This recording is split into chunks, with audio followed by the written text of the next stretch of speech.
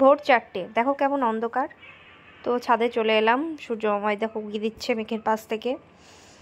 তো এবার হচ্ছে দেখো পাখির কেমন মিষ্টি মধুর কলরব।